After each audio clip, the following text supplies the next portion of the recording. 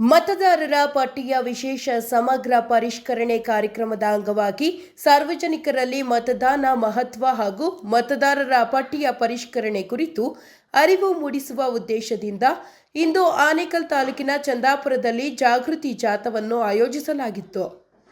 ಇನ್ನು ಕರ್ನಾಟಕ ಚುನಾವಣಾ ಆಯೋಗ ಮತ್ತು ಸ್ವೀಪ್ ಸಮಿತಿ ಬೆಂಗಳೂರು ನಗರ ಜಿಲ್ಲೆ ಹಾಗೂ ಚಂದಾಪುರ ಪುರಸಭೆ ಸಹಯೋಗದಲ್ಲಿ ಮತದಾರರ ಪಟ್ಟಿಯ ಪರಿಷ್ಕರಣೆ ಕುರಿತು ಜಾಗೃತಿ ಜಾಥಾವನ್ನು ಆಯೋಜಿಸಲಾಗಿತ್ತು.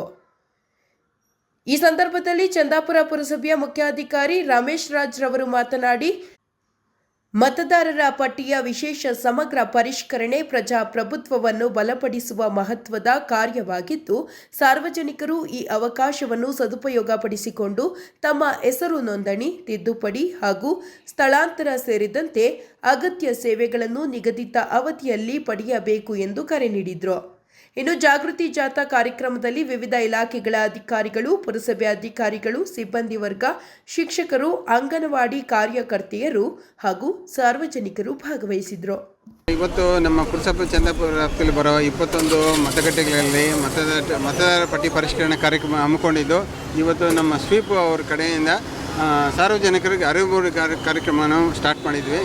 ಎಲ್ಲ ಸಾರ್ವಜನಿಕರು ನಮ್ಮ BLO ಮನೆ ಭೇಟಿ ನೀಡಿದಾಗ ಅಗತ್ಯ ದಾಖಲೆಗಳನ್ನು ನೀಡಿ ಸಕ್ಕರಿಸಬೇಕಾಗಿ ಈ ಮೂಲಕ ಫಾರಮ್ಗಳು ಮನೆಗಳಿಗೆ ತಲುಪ್ತಾ ಇಲ್ಲ ಅಂತ ಸಾಕಷ್ಟು ಆರೋಪ ಇದೆ. ಇದ್ರ ಬಗ್ಗೆ ಏನು?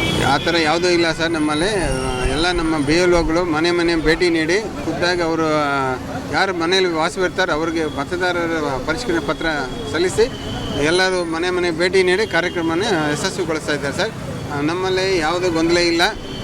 ಎಲ್ಲ BLOಗಳು ಕರೆಕ್ಟಾಗಿ ಕೆಲಸ ಮಾಡ್ತಾ ಇದ್ದಾರೆ, ಫೀಲ್ಡಲ್ಲಿ ಕೆಲಸ ಮಾಡ್ತಾರೆ. ನಮ್ಮ ಚಂದಾಪುರ ಪುರಸಭೆ ವ್ಯಾಪ್ತಿಯಲ್ಲಿ ಇರುವ ಎಲ್ಲ ಮತದಾರರು ಮತ್ತು ಸಾರ್ವಜನಿಕರು ನಮ್ಮ BLOಗಳಿಗೆ ಸಹಕರಿಸಿ SIR ಕಾರ್ಯಕ್ರಮವನ್ನು ಯಶಸ್ವಿಗೊಳಿಸಬೇಕಾಗಿ ಈ ಮೂಲಕ ಕೋರುತ್ತೀವಿ.